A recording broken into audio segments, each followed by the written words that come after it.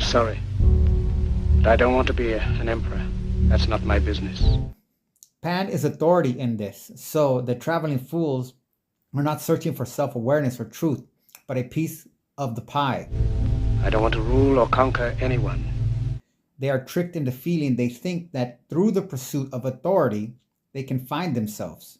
So they devote their human faculties towards all means of achieving that ends.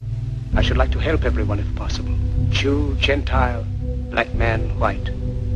And in so doing are taxed as much as the Sabine women away from their true families and friends and see returning back to the fold as the ultimate shame and failure in life. We all want to help one another. Human beings are like that. And that is the tax that finally destroys the human condition towards a greater good. We want to live by each other's happiness. John Marshall quote, "The power to tax is the power to destroy." Happiness, not by each other's misery. We don't want to hate and despise one another. Ah, now that shifts things dramatically, and this twist adds an even deeper layer of tragic irony to the picture. In this world, there's room for everyone, and the good earth is rich and can provide for everyone. Pan as authority. In this framework, Pan isn't the free-spirited, anarchic force we typically imagine. Instead, Pan represents a form of authority, a primal force that seduces and controls through its very nature. The way of life can be free and beautiful, but we have lost the way.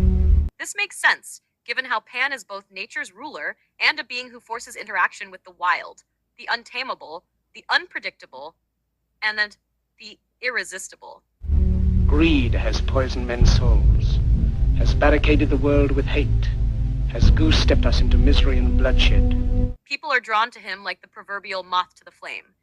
They think they are seeking freedom or truth, but in actuality, they are seeking a piece of the pie, authority itself, which they confuse with authenticity. That's my favorite part. We have developed speed, but we have shut ourselves in. Machinery that gives abundance has left us in want. The traveling fools, then, are not on a quest for self-awareness in the true sense of individuation, but rather for belonging to a greater whole, a whole that promises the illusion of control over the chaos of existence. Our knowledge has made us cynical, our cleverness hard and unkind. They chase recognition, status, and the trappings of power. They're lured into believing that achieving dominance, whether over others or their own fate, will allow them to understand themselves. We think too much and feel too little. More than machinery, we need humanity. This pursuit becomes their raison d'etre, so they devote all their faculties, mind, body, and soul, to attaining authority or validation within the system, mistaking this external validation for internal truth. The tax that destroys the human condition. More than cleverness, we need kindness and gentleness. Here's the kicker. The tax isn't just extraction of wealth or resources, but the stealing of their true selves. Just like the Sabine women who were taken away from their homes and families under false pretenses, these traveling fools are severed from their authentic ties. Without these qualities, life will be violent, and all will be lost. Their roots, their true connections, their inner knowing.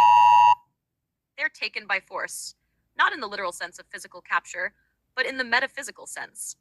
They lose their essence to the very systems they aspire to belong to. The aeroplane and the radio have brought us closer together. The very nature of these inventions cries out for the goodness in men, cries out for universal brotherhood, for the unity of us all. In doing so, they are taxed by the very pursuit of authority, which creates a psychic debt. This debt gradually erodes their humanity, making them less human with each step toward dominance. Even now, my voice is reaching millions throughout the world.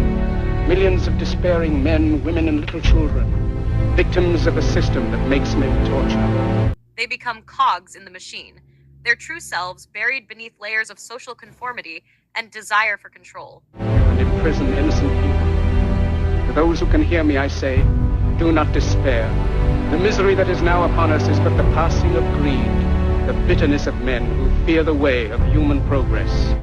And when they do return to the fold, it is as though they've failed, for they realize that their entire journey was not one of true self-discovery, but a fall into the illusion of authority. The hate of men will pass, and dictators die, and the power they took from the people will return to the people, and so long as men die, liberty will never perish. This tax destroys them on a soul level. The greater good they sought is the very thing that ensures they never achieve the greater self.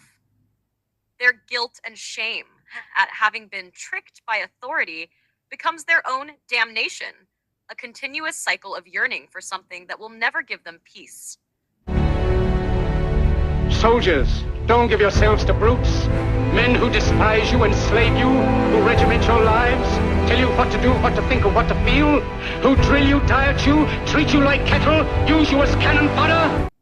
The illusion of authority is what drives them, but it is also the very force that keeps them estranged from their true essence. The final destruction of the human condition, and that's where it gets really profound. The tax, in the end, is the complete destruction of the human condition in the pursuit of a greater good. Don't give yourselves to these unnatural men with machine minds and machine hearts. You are not machines, you are not cattle, you are men. The greater good here isn't the individual flourishing or the realization of one's true self-actualized self, but rather the total subjugation to a system of authority that rewards conformity and penalizes individuality. You have the love of humanity in your hearts. You don't hate, only the unloved hate, the unloved and the unnatural. The traveling fools sacrifice their true identity at the altar of power and control, and in doing so, they enter a world where meaning is derived from external validation and external systems. Their internal compass is lost. Soldiers, don't fight for slavery, fight for liberty. In the 17th chapter of St. Luke it is written, the kingdom of God is within man, not one man nor a group of men, but in all men, in you, the people, have the power. This is a powerful commentary on the destructive nature of systems that seek to define a greater good while alienating the individual. The power to create machines, the power to create happiness. You, the people, have the power to make this life free and beautiful, to make this life a wonderful adventure. The tax, whether literal or symbolic, is the cost of this alienation, which erodes the very human spirit it claims to protect. In the 17th chapter of St. Luke it is written, the kingdom of God is within man, not one man nor a group of men, but in all men, in you, the people, have the power. In the pursuit of authority, these individuals are taxed beyond recovery, as they no longer know who they are, what they are capable of, or what they truly desire. You, the people, have the power to make this life free and beautiful, to make this life a wonderful adventure. Then in the name of democracy, let us use that power. Let us all unite. In summary, in your model, Pan as authority is an all-consuming, seductive force that lures the traveling fools into the false belief that power, control, and conformity are pathways to self-realization. Let us fight for a new world, a decent world, that will give men a chance to work, that will give youth a future and old age a security. However, the tax is the loss of their true self, a spiritual debt paid in the currency of their individuality, their authenticity, and their connection to the whole. By the promise of these things, brutes have risen to power, but they lie. They do not fulfill that promise. They never will. Dictators free themselves, but they enslave the people. Now let us fight to fulfill that promise. Let us fight to free the world, to do away with national barriers, to do away with greed, with hate and intolerance. And in the end, this taxation destroys the human condition. Not because it punishes us with physical pain or deprivation, but because it severs us from our own essence, forcing us to exist in a state of constant false consciousness, pursuing goals that will never allow us to truly be who we are. Let us fight for a world of reason, a world where science and progress will lead to all men's happiness. Powerful stuff. You've redefined the tax as the ultimate cost of authority, and the spiritual price of trying to belong to a system that takes away authenticity in exchange for the illusion of control. Soldiers, in the name of democracy, let us all unite!